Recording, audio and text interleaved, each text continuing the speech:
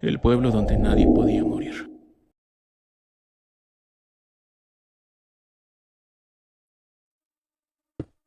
Mi trabajo como periodista requiere que viaje constantemente. Una parte de ese trabajo consiste en publicar una columna con mitos y leyendas de pueblos pequeños. No se trata de una labor objetiva en el mundo del periodismo, pero lo disfruto mucho, o al menos así era, hasta que me topé con un pueblo llamado Madero Argento. Como decía el mito, a nadie se le permitía morir en ese sitio. Lo hice mucho antes de que existiera Google Maps. Para llegar al pueblo tuve que confiar en las instrucciones que me proporcionó la fuente.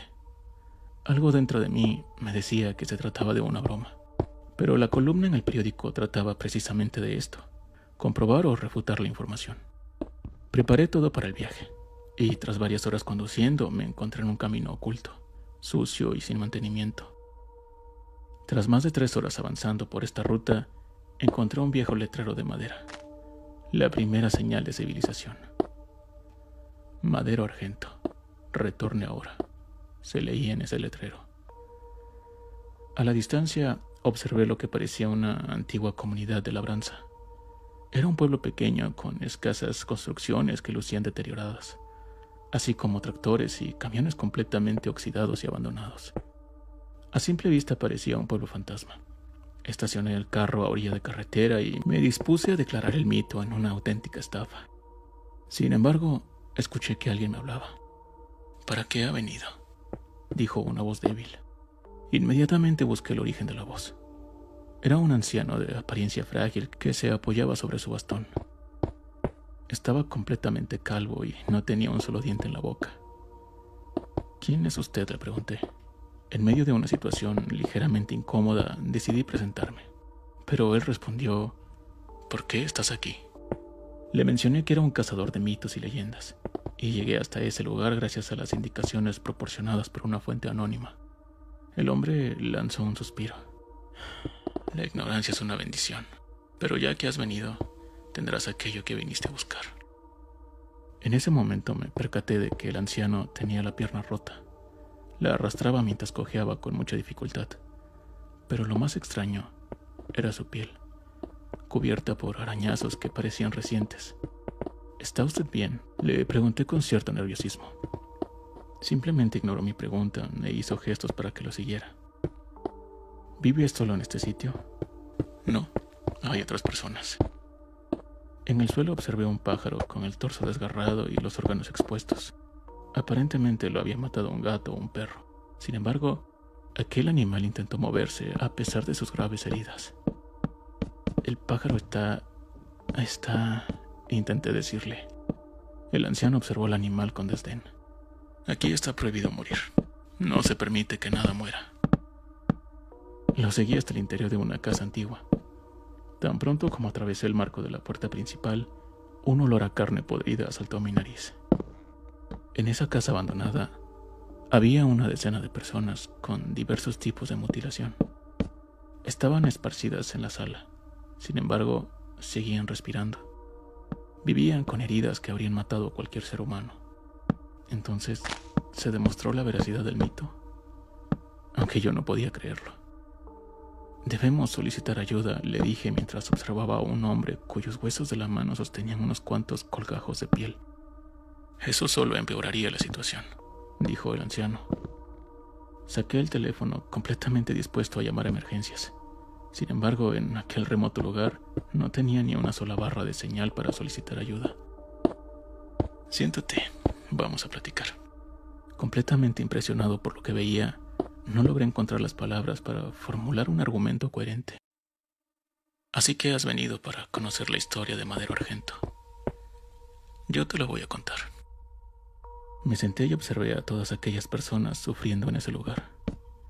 La mayoría tenía heridas tan terribles que ni siquiera les permitían hablar, y se limitaban a emitir gemidos de agonía en el lugar donde estaban sentados. Cada herida parecía reciente, como si se las hubieran hecho ese mismo día. Desde la fundación de este pueblo en 1911, nos desempeñamos como una típica comunidad agrícola, o un pueblo pequeño que no es de mucho interés para los visitantes. La mayoría nacimos y crecimos en este lugar, por lo que esas extrañas ocasiones en que alguien nos visitaba se armaba un revuelo. Era motivo de celebración. El anciano se detuvo un instante para observar su pierna rota. Entonces, en 1956, un hombre llegó a Madero Argento, a bordo de un auto de lujo y vestido con finas ropas. Contrastaba demasiado con el modesto estilo de nuestro pueblo.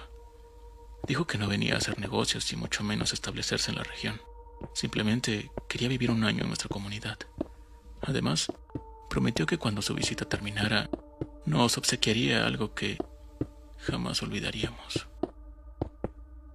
Apenas terminó de hablar el anciano, escuchó unos débiles gritos provenientes del exterior.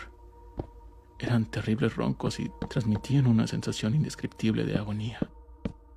Jamás dijo mucho.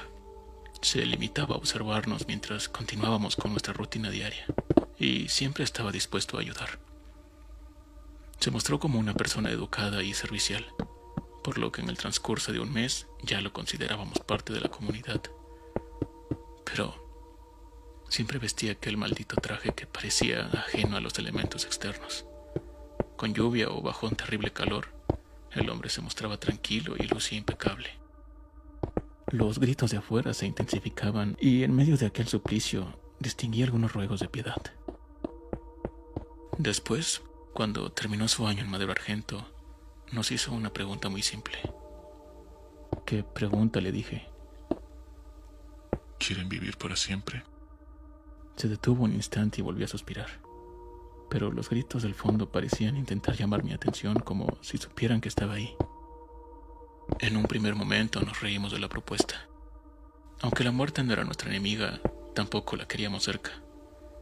Tras un extenso debate, el pueblo decidió llevar la respuesta a votación, y ya puedes ver lo que elegimos. Me aproximé a la ventana intentando averiguar el origen de los gritos. Quería salir corriendo de ese lugar, pero algo en mi interior me lo impedía. Sentía una profunda lástima por la gente de Madero Argento, y realmente pretendía ayudarlos.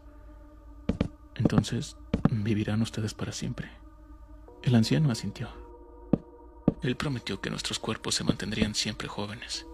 Desgraciadamente, cuando el paso del tiempo dejó de afectarnos, perdimos la capacidad de sentir sed, hambre y la necesidad de dormir.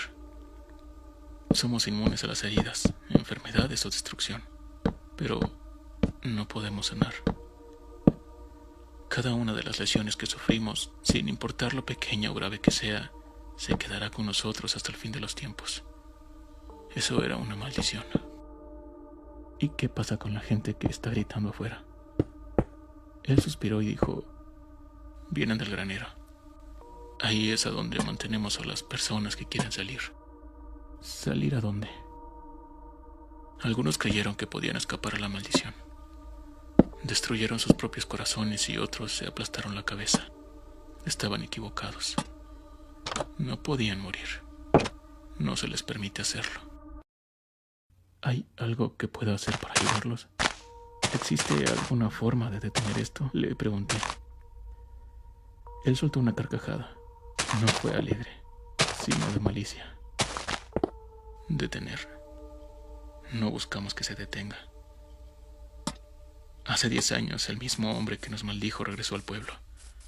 Nos envejeció un solo día, y todavía mostraba aquella sonrisa alegre al saludar. Nos ofreció la muerte, liberar nuestras almas y salvarnos de esta terrible vida. Pero, ¿por qué no aceptaron? Él se detuvo y la sonrisa se esfumó de su rostro. Porque nos contó lo que sucede después de la muerte. Y te puedo asegurar que es un destino mucho más terrible al que estamos condenados.